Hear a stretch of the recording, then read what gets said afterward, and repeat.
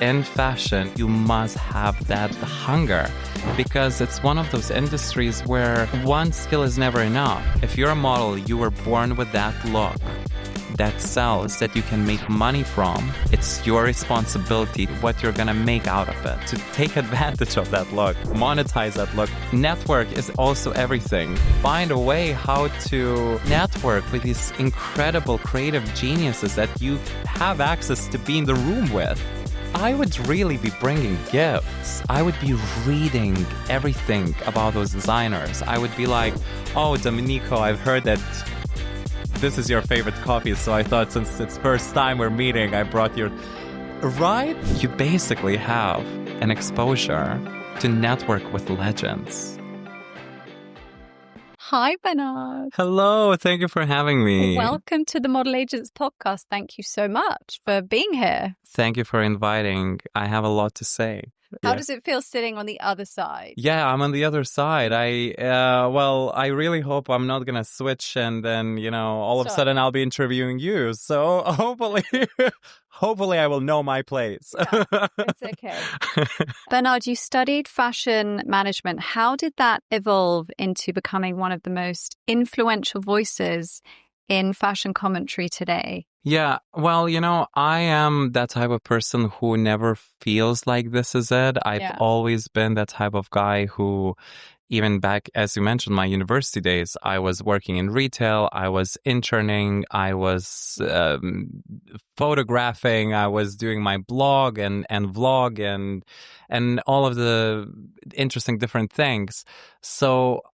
And I think fashion in general is that type of very dynamic industry where you need to have that hunger and that passion. And actually, I went back to my university a few weeks ago to speak to the students. And I said, in fashion, you must have that hunger, because it's one of those industries where one skill is never enough. So if you have a good eye and if you have a good ear and if you have some knowledge, all of that you can combine. You can combine craft with photography, with some PR connections, with networking, and then it's all 360 type of industry. So true.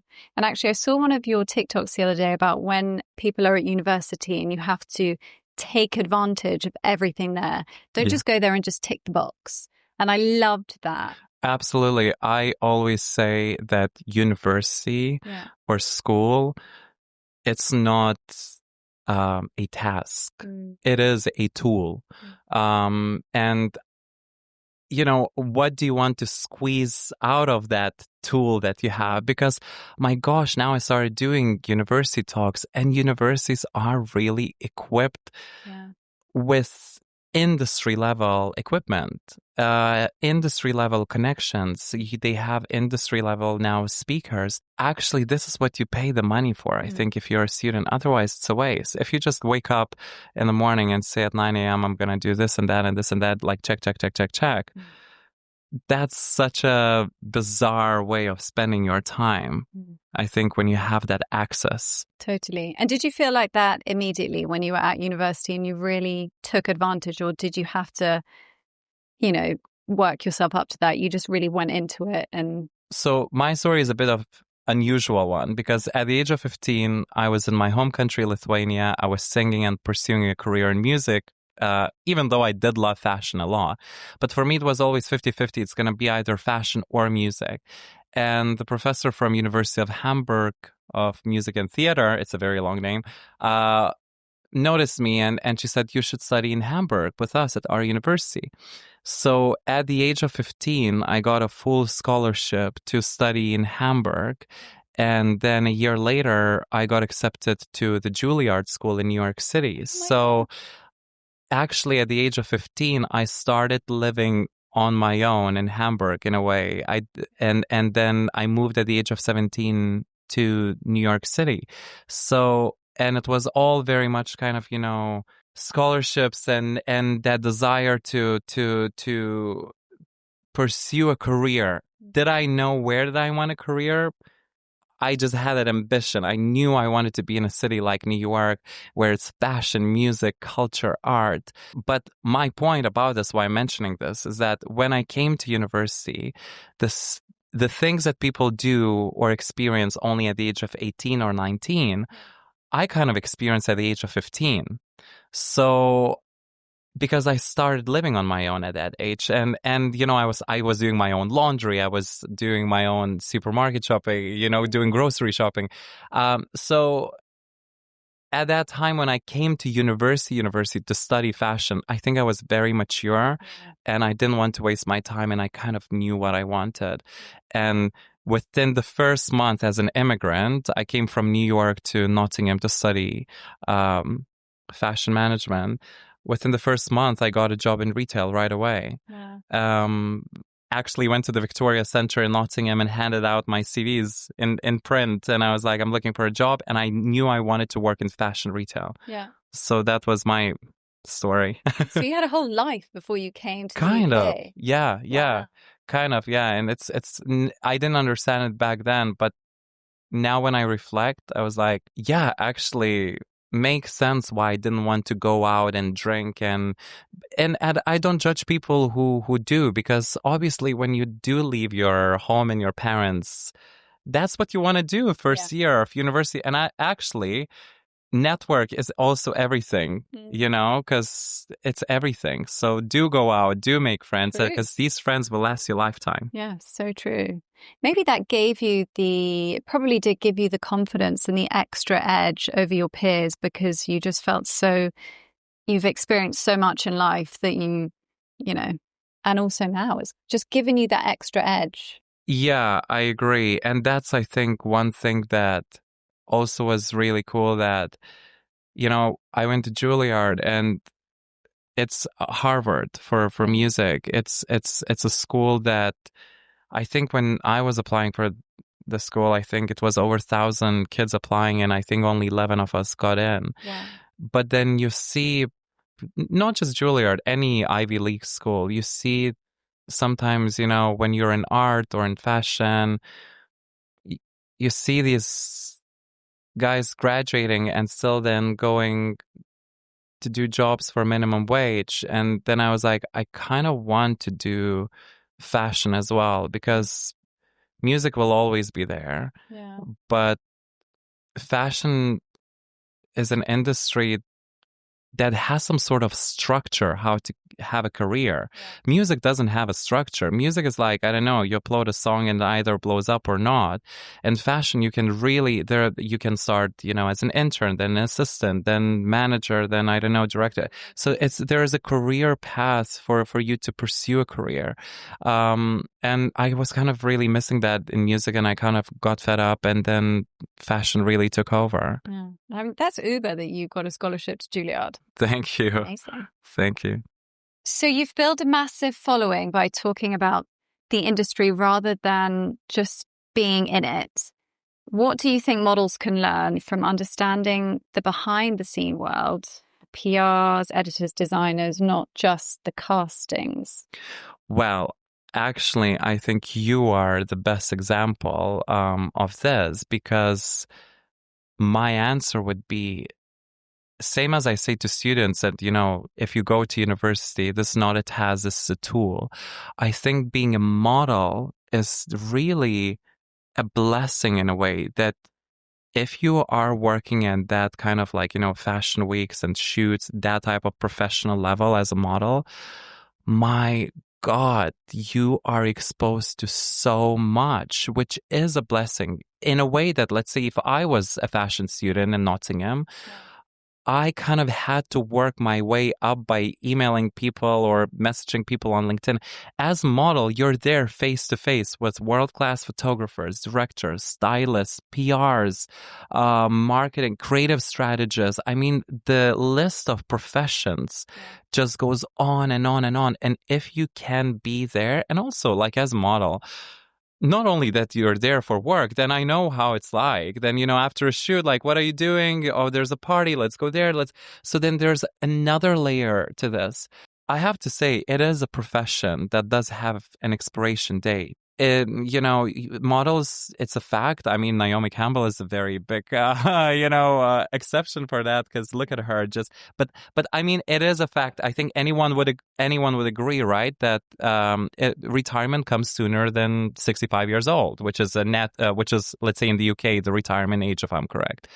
So you will retire probably sooner. So you do need to think strategically. I'm here for an X amount of years, but what's next? Love that. So succinct, because I think so many models do potentially take it for granted. You are on a shoot, so take advantage of the situation. Put your phone down and speak to people. Absolutely. This is what I'm telling people all the time. Communicate. And lunch is, well, in my day, that was the time to network, because you're talking to everyone and you want to just make sure that you leave and everyone knows who you are. Exactly. And you've given every person on that shoot your time, not just one person that you think is important, every single person. This was such a brilliant point that you mentioned, because yes, one thing that you do have that exposure to network with people. But I think what I'm kind of noticing, especially amongst young generation, is that everyone's putting a focus on networking. And I think what is so important, particularly I think in model model industry, is being on it. Yeah. I will never forget one event that I went to in Paris. I think it was Christian Louboutin launch, and we're Paris, fabulous. It's Eiffel Tower, where cocktail is going, left, right, and center. And I just met this one fabulous model, and I said, "Are you not gonna have a drink?" She's like, "Oh no, I have a shoot." And I was like, "Smart girl, you are. Be out there." But also she knew when to drink, when not to drink, because you can drink as much as you want with all the other people. You can network and network and network. But if at the end, we book you and you're going to be 3 hours late, well, you might be a fabulous social butterfly to have a drink with and, talk some gossip with. But when it comes to work, I'll book the person who I know that if I book, they will be there. So I think that's very important for people to understand. So true. So true. And I think, just being present on shoots, turning up, doing your best, and taking advantage of all the opportunities. Yeah. 100%. Okay, so aspiring models are constantly told to build a brand. From your perspective, what actually makes someone stand out online in a way that the industry respects, not just follows? I think someone who doesn't try to be someone else that they're not, right? I think that authenticity, and I think if we look at how the world is going, and actually particularly TikTok has, I think, really revolutionized. I don't know if you want to give all the credit to TikTok, but I think TikTok was a major shift in a way how we appreciate rawness. Yeah. With all the other social media, we had that, we would say, this is so Instagrammable, or, this is so perfect and so beautiful. You'd even now have in London, like the top 5 most Instagrammable places, etc. Yeah. And TikTok is kind of like, you do what you do. And I think that really then we started seeing that influence elsewhere as well. And I think with models as well, and the industry itself, I think you would agree. You've been longer in this industry than I have. You have way more experience than I do. But I would be interested in knowing, how do you see this shift as well? Oh, you see, now it's me interviewing now. but it's interesting, because do you agree that there is this now acceptance to you being you? I think there is, for sure. And I do agree with you on TikTok. I think I personally, my kids know that I'm slightly addicted to TikTok.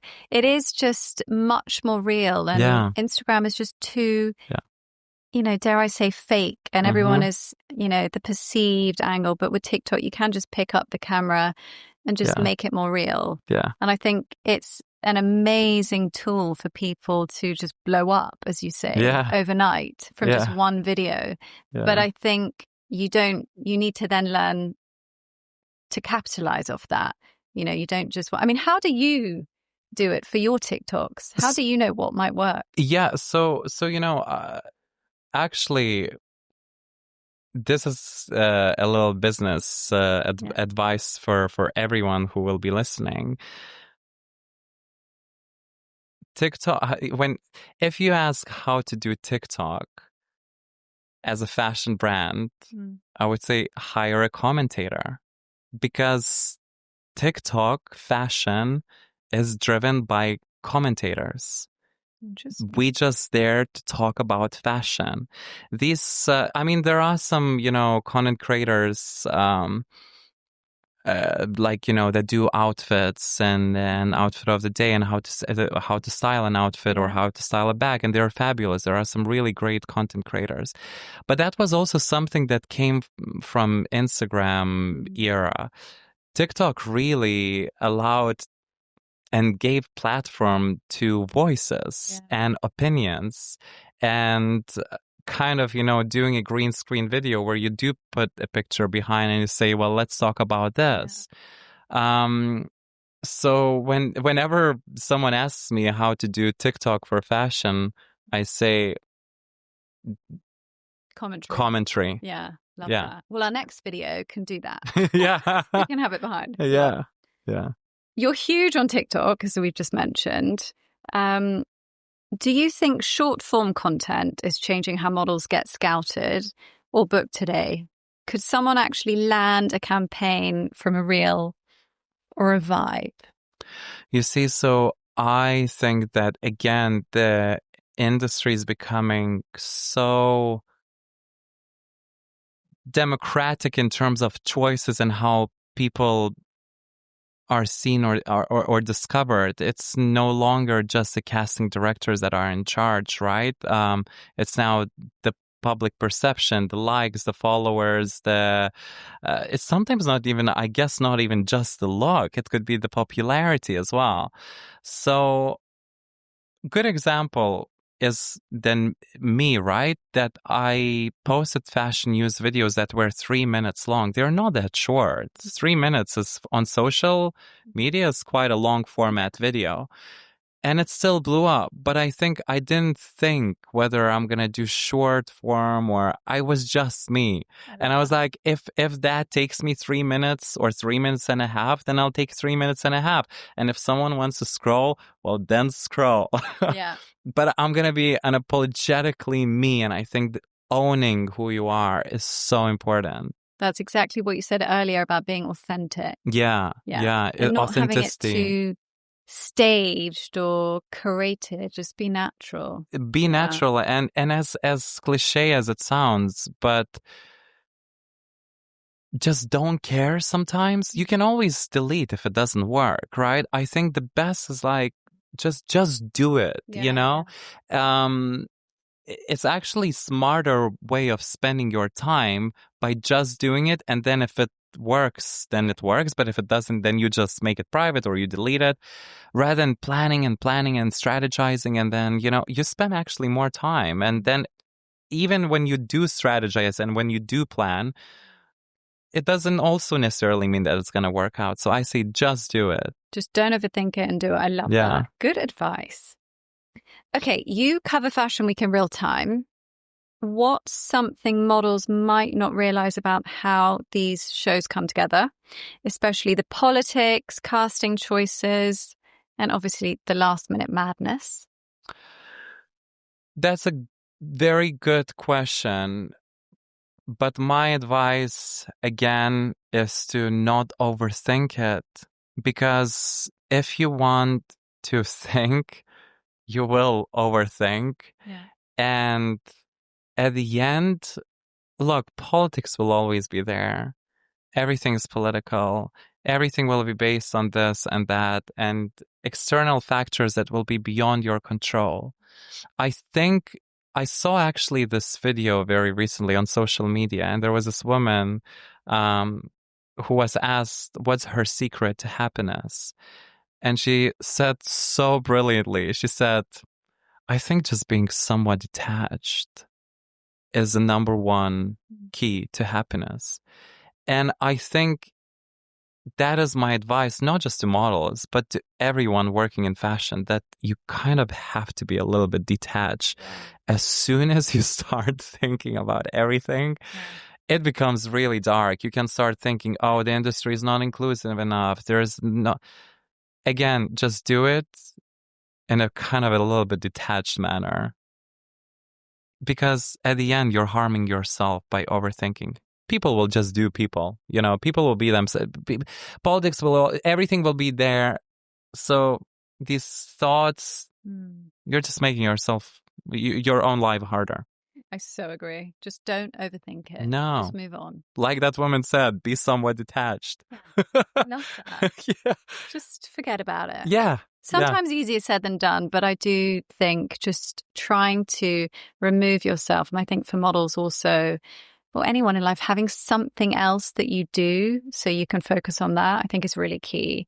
Exactly, because you have to move on as well, And I think there's something that you can look, fashion, particularly in model industry, is just so people-driven industry, and it's kind of people buy off people, and sometimes overthinking can be noticed in your energy. If you come across as this like person who thinks about every single detail, that can be quite, other people might find it a little bit frustrating. Oh yeah. And in fashion, you do want to be a little bit jolly and always happy and detached, and it is what it is. And I mean, so what? Move on.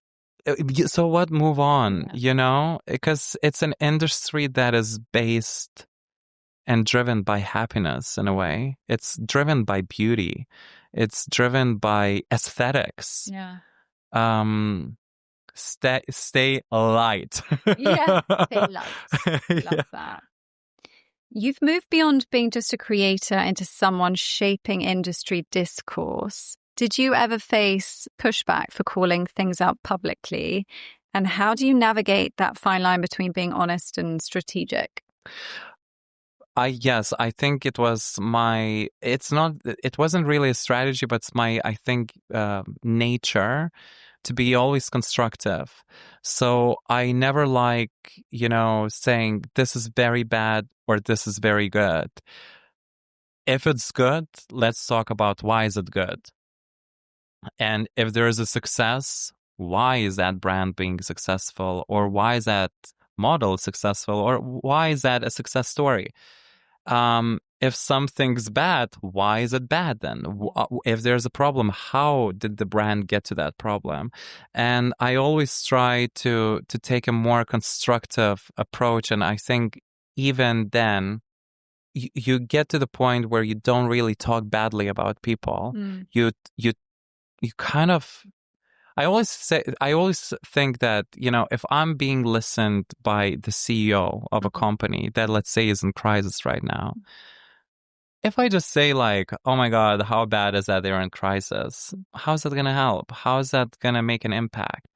I always think, what's going to be the value behind my content? And if I say, okay, well, they know that they're in crisis. They already know that they're in a dark place. So if I now talk about it, the CEO probably would find me helpful by saying either what were the mistakes that maybe not everybody realizes, or what could be the homework to get out of that dark hole, or, So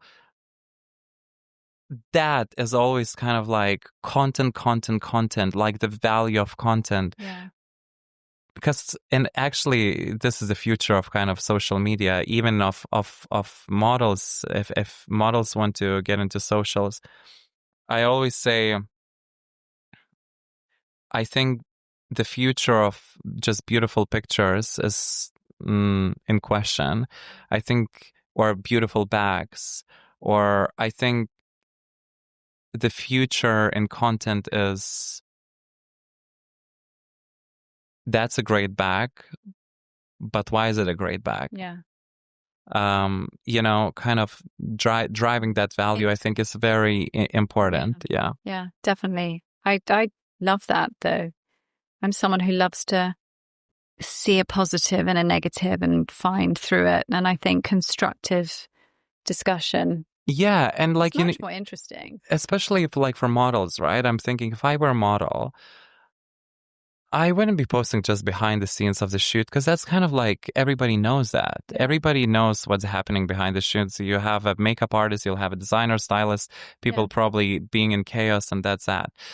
If I were a model, I would be posting, how did I get there? Yeah. How did I get signed?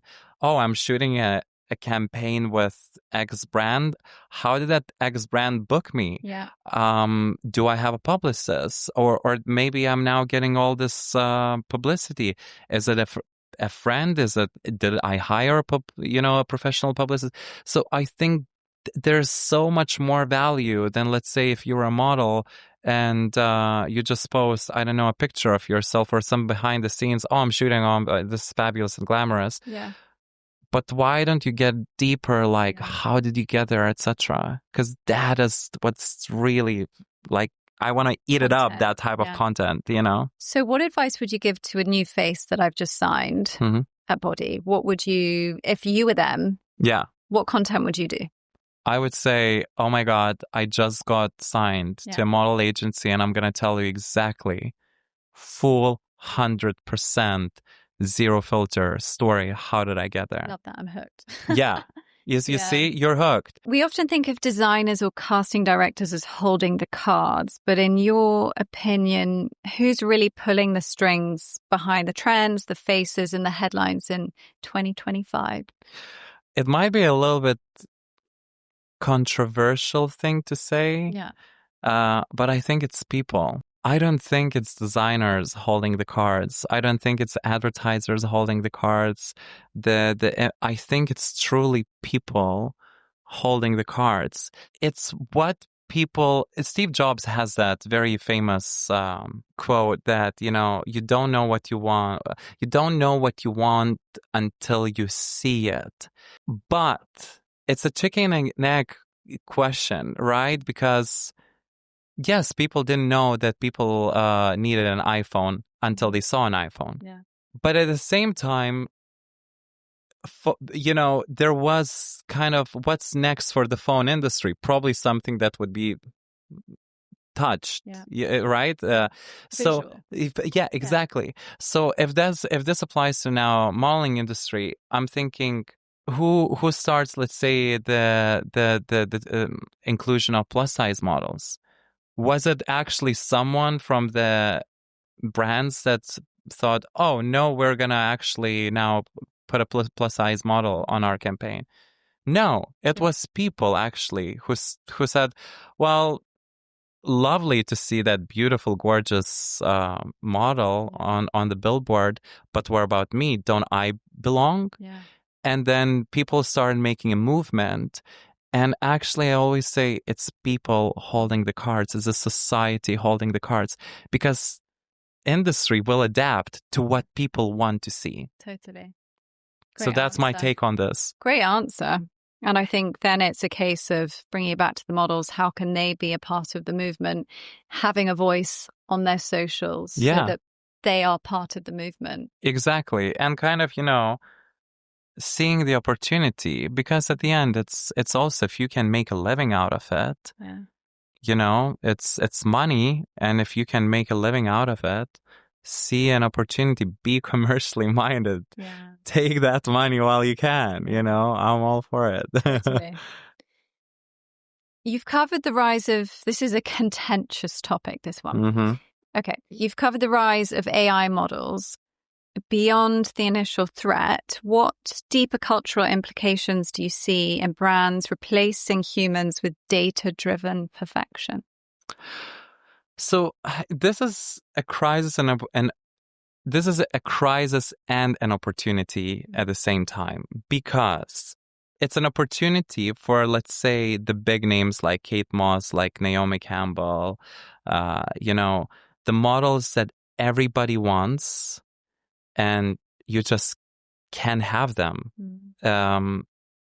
So let's say if you're doing a show in Milan, and then you also have a booking in New York, you probably will have to either reschedule or cancel that booking in New York because you physically have to be in Milan for the show or whatever you prefer, or you'll have to cancel Milan and be in New York. So you'll have to choose one or the other.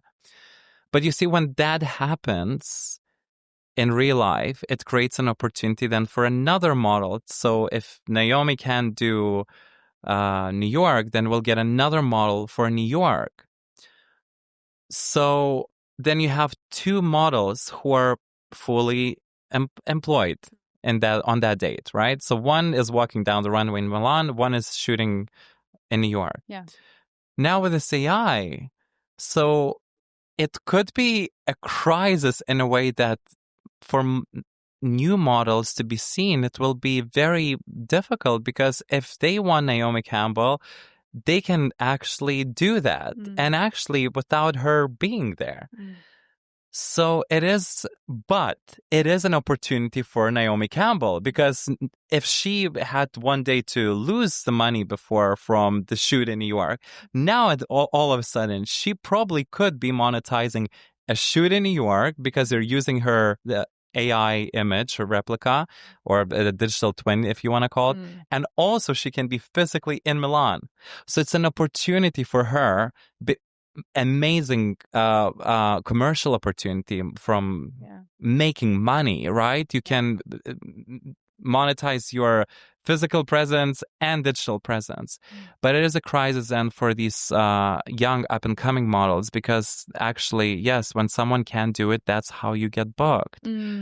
So that's the most obvious observation. And also, I'm thinking like, how do models then monetize this as well? Because let's say I spoke about it in my show with someone who owns a talent agency as well, and we discussed, how do you monetize it? Because like now, if you're a model and if you have to travel, a lot of people don't know, but for the day that you travel, you get money for it. Then when you shoot, you're also paid. If there's a date when you're being styled, you're also being paid because basically it all contributes to that one project, to that one job. When you have that digital twin, how do you monetize? Because you don't need to travel, so you lose money there. You don't need to go to a fitting with the stylist, so you lose money there. So all you get the money for is just them using your digital copy. You just need a better agent, honey. I know. You need to come to body. Exactly. I do agree with you. Personally, I think we are quite aligned. I'm not afraid of it. And I think you do need to embrace it. And I think you use it to your advantage. I think you could make a lot of money from it and be in multiple places. But I think you actually said it earlier, and this is something that I've been saying for a long time. People buy off people. Yeah. People don't buy off robots. So, and I think clients and brands will then have to prove that they're using people. And like you said, people are in control. Yeah. So I think there might be some brands, I mean, H&M, for example, that are testing it because they want to see the feedback. But I'm not afraid of it. Me too. And yes, as we talked about this earlier, as you said, yes, people are in control. And H&M is doing the right thing by doing an experiment, right? If they see that, public really has a very strong reaction, they will stop immediately. But if people say, you know what, I don't care. Yeah. So H&M then will continue, right? So people are always in charge. And I think it's very important to come to that realization. For me, it's kind of like an autotune, the launch of autotune. Everybody, when autotune launched, people were also going full on drama saying, from now on, we'll lose good quality singers and live singer, people will stop singing basically. Yeah. And no, we didn't, Just use it to your just advantage. use it to your advantage. But we do have to be mindful. But I personally, I'm not afraid. You just need a better agent. Yeah. Who understands that? Because actually, it could be a whole new different industry. Exactly. So you're right. The agent needs to understand the complexities of this because it's not just now physical world, right? That we live in. It's now physical and digital. Yeah. And the usage obviously plays a big part and you need to be on it. But again, you just need a better agent. Yeah. Okay. You post daily fashion content that's a serious rhythm. How do you manage pressure, stay informed, and still bring originality? It feels similar to what models go through during busy seasons. You see, I have passion for fashion. So I never have to think like, oh, sometimes I do get burnout. I would be lying if I said but I don't get burned from the industry. It's kind of like more sometimes the pressure of posting. But what really helps is that I do have experience in corporate industry. And I was talking about it with my friend Ali, who is a very big content creator as well. He's got over 1 million followers on TikTok. And we kind of spoke about it, how having that corporate experience where you do have a 9-to-5 job really helps you come to terms that as a professional who's working, you don't have the luxury to wake up in the morning and say, oh, today I'm not really in the mood to do something. And, if you, let's say, if you're a content creator or a model, which is a freelance job, and you never have, if you're a model, you're not going to be like that office guy who has to wake up at 6 a.m. to go on a tube at 7 a.m. It will be freelance jobs that you get booked, and then 4 times a year maybe you have fashion weeks, and then you have a little bit of a busy period, and then But I think when you do go through these challenging times when it does feel heavy, I always advise people to think of someone working in corporate environment who doesn't have the luxury to say, well, today I'm not in the mood to come to work. Today I'm not in the mood to make a video. Today I'm not in the mood to model. No, like you need to show up. If you don't show up to the office at 9 a.m., well, maybe one time, well, it will, but if you do it 2 times in a row, you'll have a disciplinary, I guess, and you'll be fired. So always have that corporate mindset. Treat it like a corporate job. Every freelance job should be treated like a corporate job. I have to show up. I have to work. I have to post. I have to be there. Totally. Like going to the office mentality. I mean, that's what we do with our models. We train them and brief them, but you will often have people going off. But I think we turn up to the office. We have to be there on time. Come on, guys. Let's do it together. Okay. Models today can have, around 100,000 followers and still struggle to get booked. In your view, what's the difference between having influence and having actual industry clout? So I think it really is in the hands of someone that books you. What do they want? Because let's say if I had my own fashion brand, wow, well, that's a really great model, but also got 100,000 or whatever followers. So not only I get a great look for my campaign, for my brand, but let's say if that model does some behind the scenes, some promotion, some content on that, I'm also getting an exposure to 100,000 people within their network. So if that's something that I'm looking, why not? But what model needs to make sure that if you do then a little bit of behind the scenes, I think you should be monetizing it. Oh yeah, 100%. Otherwise don't post it unless the designer is your friend, because that is the thing. Because I think I don't think followers is everything. To make it super clear. The only difference is that I think if you've got that look that the brand needs, but you don't have 100,000 followers, it's not that you're not going to get a job. You will get a job, but you will be paid less because the deliverables are different. in comparison to the model who also has got the look that the brand needs, but also has got 100,000 followers. Yeah. So it's not that you're out of job, in my opinion. Yeah. You're just going to be paid less, and you have to admit it. And actually, that should be your motivation to get 100,000 followers and then charge more. Focus on your content. Focus on your content. Because why shouldn't the model with 100,000 followers be more expensive? Yeah. So, I think it all makes sense. Yeah. It's a commercial world. It all makes sense. What I don't like is young models sometimes saying, oh, it's all about the followers and it's all about this and that. No, you're not out of job. You'll just be paid less. And it does make sense to be paid less than someone with 100,000 followers. Totally. Okay. If you could give one honest, no-filter piece of advice to a model starting out today, maybe something they don't hear often, what would it be?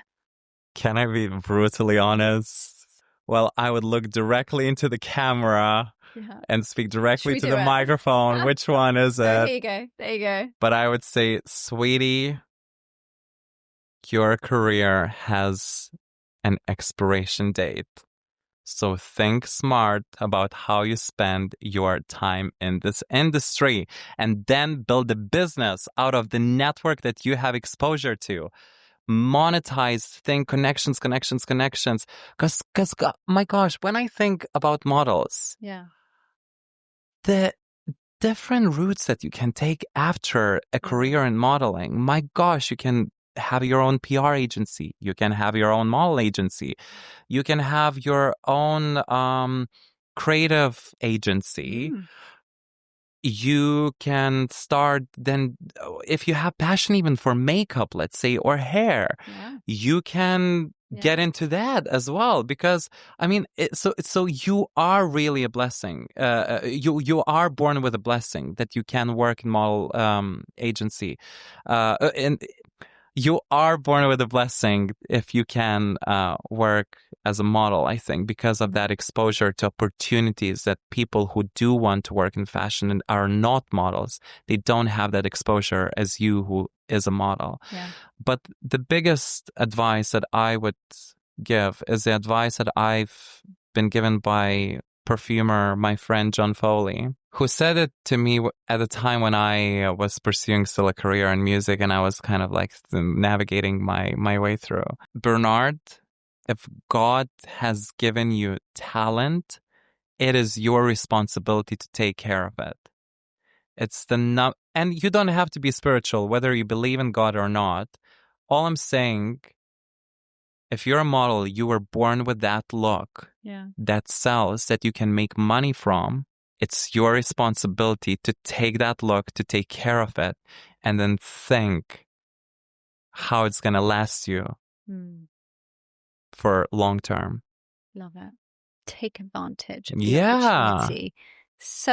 I think so many people just think luck will happen and you have to make your own luck. You have to take advantage of every single thing, and and I say this to all my models all the time, say yes to everything. Yeah. Yes. So many people now, I think, are afraid. I think this has happened really post-COVID, but say yes. Any job, whatever it is, because you don't know who you're going to meet on that job. They're going to be someone one day. So saying no to your agent or anything in life as well, just say yes. Exactly. And, it's kind of then going back to that point, like, if you're given something, take it, but then it's your responsibility what you're going to make out of it. Yeah. If you've been given the look, it's your responsibility to take advantage of that look, monetize that look. I don't know, whatever. Do it's in your hands, but you've been given a gift. So I think it's very important. And I think in layman's terms that would relate to a model being booked on an amazing opportunity, and then they would arrive, God forbid, and just be on their phone in between shots. Don't do that. Don't do that. Put your phone. Don't even bring your phone. Exactly. Bring your phone. Make sure that I know you're there. Then put it away. Yeah. And then you just make sure you're present and you are helping with the guys setting up the set. You're talking to everyone. Just don't be on your phone. I agree. And also, if I were a model, my gosh, when you think you basically have an opportunity, let's say, to be in the room speaking with Dolce & Gabbana. Yeah. With, I don't know, whoever you Simon Portet, Jacques Muse, whoever it would be. I would really be bringing gifts. I would be reading everything about those designers. I would be like, oh, Domenico, I've heard that this is your favorite coffee. So I thought since it's first time we're meeting, I brought your... Cute. Right? Yeah. Or like if I would really find a way how to network with these incredible creative geniuses that you have access to be in the room with, like no other people. So I wouldn't just also, if I were a model starting in the industry myself, I wouldn't just show up.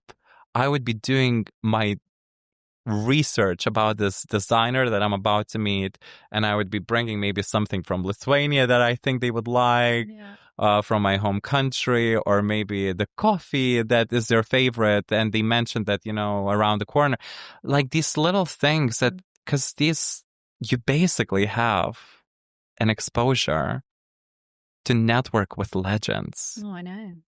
Yeah. So take advantage of that. I once did a shoot with Corrine Reutfeld. And I was like, myself, Corrine, this famous actor, and Nick Knight, and we were having lunch, and I was like, this is insane. But I was just so present. I am just in awe of these people. I'm not just going to sit there and not ask you questions. I'm not going to talk about myself. I want to hear about you. Agree. You've got to take advantage of that. I agree. If you are at that table, you're there for all the right reasons. Yeah. And people are people. And actually, I think what's very interesting is that people that are celebrities don't necessarily like to be seen as celebrities. And actually, if you just like have a quiet moment, because I've had those moments myself, and I'm like, my God, this is really interesting. How did I get there? But at the end, you realize that people are people, and they talk about, picking up their kids from school, and like, how the car broke, or like the washing machine broke. And at the end, it's like, it's like, you're not like that different from everyone else. So at the end, just be normal, be real, but be present. Be present. Be present. Yeah. If we gave you the mic to spark one change across the modeling industry, something radical, honest, and overdue, what would you challenge the system to do? You see, I knew that you would ask that question, and I was kind of thinking of like, I knew there was going to be a question, something like that. Yeah. And I think it goes back to the point, actually preparing for this interview, I was like, let me just put into Google the definition of a fashion model. So I'm going to read this out. Okay. Fashion model, this is Google Dictionary. It's a person employed to display fashionable clothes by wearing them.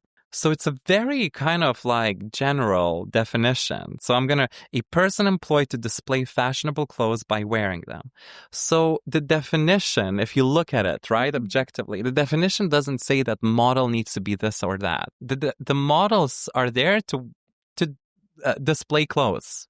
What do we want from a model? Again, it comes back to us, the people, the society. Your industry will always adapt. If there will be a brand coming to you saying, well, we really need a model with green eyes, you will find a model with green eyes. If they need a model that has, I don't know, blonde hair, you will find that model with long blonde hair. Yeah. So I always think that it's a little bit unfair how the society is always putting the pressure on the wrong end. I think let's start asking ourselves now, what do we want from a model? Yeah. And also, like, gosh, this could be a whole different podcast on that, because if you look then, Victoria's Secret, right, who kind of went against their DNA by even getting rid of the Victoria's Secret Angel show and all of that. And now, and kind of Calvin Klein tried to do that as well. And now you see Calvin Klein is going back to their DNA and really kind of forcing that against sexy look, because now they're coming to terms that we were the brand that has been known for being sexy, and we are going to own it now. So it's also interesting. So I feel like, what do people want, right? Because look at Victoria's Secret. People would be like saying, why no inclusion? Why no diversity? Then they got rid of it. Then also people didn't like it, you know? So whatever you do sometimes. So that's what I mean. Like, I think you really need to know what is your unique selling point? What is your DNA? And model industry will always adapt to the demand. It's a hard one. It's a hard one. It's a hard one. But I just don't want people to think that, oh, it's the industry that has to. Because you say, I'm not a model. Maybe if I had an exposure to, I'm a fashion commentator, right? So I'm an observer. So I can speak, and my views are based on observations, not on my experience. And I think that's very important to flag. But based on what I observe, I feel like the model agencies will always be able to supply whatever the demand is. Yeah. And what the demand is up to us, the people. Yeah, 100%. From your vantage point, who are the power players in fashion today, whether it's casting directors, stylists, photographers, or editors, that every model should know by name and understand how they operate? Give me the goss. There's no one direct, and actually, you know, I wouldn't like to answer that question, because then you kind of have to mention everyone, and if someone listened to this podcast, and they would say, oh, Bernard, and what about me, and what about me? So if you're a model and if you have a good agent, get a booking and go prepared. So you will get the details for that booking. And, you know, if you listen to this podcast and to what I'm saying now, I could give you a list of names. That's not going to help, because, you know, it's case by case scenario every day. But especially if you're starting in the industry, truly research little things like, as I said earlier, is there a favorite chocolate from whoever is booking you? Or is there a coffee? I think, yeah, like little things like that. They are really the things that would make a difference. Especially in a world where everything's kind of transactional. So how many hours? Okay, this is how am I getting paid? Like, you know, and that's it. But if you really come up with something that is so genuine and human, and coming, you know, to a shoot, let's say, with someone, and someone would be bringing me my favorite coffee, it would really touch me. You'll remember them. I would remember them. Yeah. So next booking, enter that with that mentality. Yeah. Not like, you know, the general list of names that I could give. No, I think that's... You know, look specifically at that, shoot by shoot, booking by booking. Who are the people that I'm going to be with? Have you got any questions for me? Yes, I would love to ask, because I find you as super intelligent. I've done my research. So you see, you're the best, I think, example how you start as a model. Now you have your own agency. And this is like, you know, you are the role model, right there. But I wonder, if not your model agency, is there, do you think, ever an opportunity that you really wish you tapped into when you were, you know, doing the fashion walks, catwalks? I don't know. Is there anything that you think you didn't tap into from the exposure that you had as a model? I don't have any regrets on what I didn't do. To be honest, I feel like I thrived off shoots, because I just, everything that we've talked about, I was so present and on it, and also intrigued. So I didn't just turn up and think, oh, when's it going to stop? I was, you know, researching. I would know I would get rebooked, because I was genuinely liking the people that I'm working with, and they could feel that. And it just, not really, I have to say, not really. Which sounds awful to answer your question. No, that's brilliant. Because, I just also wonder, because I'm obsessed with Kardashians, and I'm now rewatching all the Kardashians. And it's so interesting that Kris Jenner didn't let Robert be a model when I think he got casted to be but she said, oh no, but then Kendall is a model. And I wonder to parents, because also you get noticed very early at your age. So let's say you're 16 or 15, right? So you're kind of like a teenager at that time.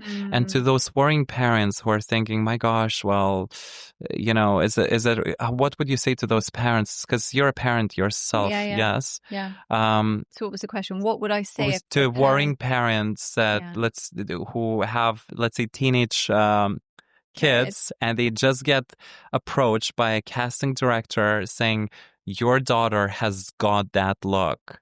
Right. And we think we have a job for her. And now if you're a mother to that daughter who's 16, 15, being approached by a man who's... and I do think that good intentions, let's say. Yeah. But what would you say? What advice would you give to those parents? Great question. I mean, this happens a lot. First of all, I would say to the parent, wait, finish school, then come and see us. Second of all, who is this person who's approached you? Do they have a business card? Do they have an email address? Is it a Gmail? Do they have a company associated to it? Is there a company's house registration? Who are they? Are they some scout working for an agency? Have you called the agency to verify the scout? Then is the so-called agency a legitimate agency? Any professional model agency would never take money off anybody. I don't think it's right to really take any models on under 18. I think they should finish their school. And also, as a parent, myself, I think, God, imagine if that happened to my kids. You want them to be little as long as possible. And you do mature very quickly in this industry, to be honest. So you want to keep them protected and then have a discussion with them. But firstly, you just need to make sure that you're going to a professional agency who knows what they're doing and look after you. Because let's say Kate Moss, she was noticed when she was 16, I think, in 15, the airport. 15. Oh my gosh, even younger. So there we go. Yeah. So when I read those stories, I'm like, well, that sounds exciting. And I'm actually one of those, I was noticed by a professor. Yeah. So I can understand the worries that parents have. When I left Germany at 15 and moved to New York at the age of 17, I understand how worrying it must have been for parents. But at that time, for me as a kid, teenager, not really a kid, it was so exciting. I'm like, no, I'm going to New York. I am going to Germany, and I'm going to conquer the world. And how do you then... I mean, there will always be exceptions to the rule. Of course. So with those exceptions to the rule, you then need to create a structure behind it. And if you do take someone on who is 16, 17, you make sure that they are not missing out on their exams or anything like that. Because as we know in this industry, if you have an amazing opportunity, you do need to take it. Yeah. However, there are a lot of scam artists as well that try and pretend that they're an agency or scouting for an agency. So you just need to navigate that and find the right agent. But any good agency would want you to stay at school. They would not want you coming out of school. Last question from my end, but have you ever witnessed someone who was pretending to be you or someone to be one of your employees? We have so many scams. Oh, really? That's actually a very good question. So anyone listening to this podcast, we often have people pretending to be us, and this happens in the industry worldwide. They will then message these girls on Instagram and then say, send us pictures of you in your underwear. No, I don't want to see that. Right. Keep your clothes on. I do not want to see that. I just want to see headshots, video with your clothes on. We don't need that. And also, who is this random person? Speak to the agency, vet them, go in and meet them. Really, that's the best advice.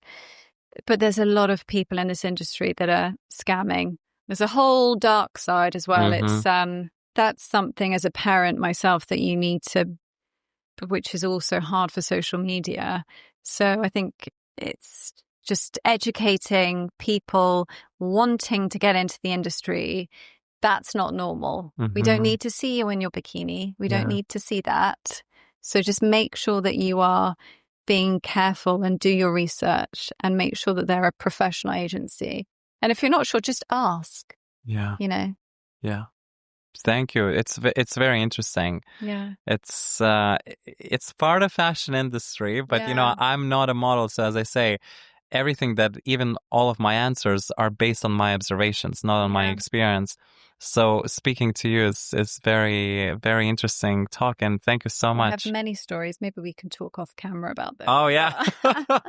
Yeah. Thank you so much for coming today. Seriously. Thank you. Thank you it's so been much. really, really, really good.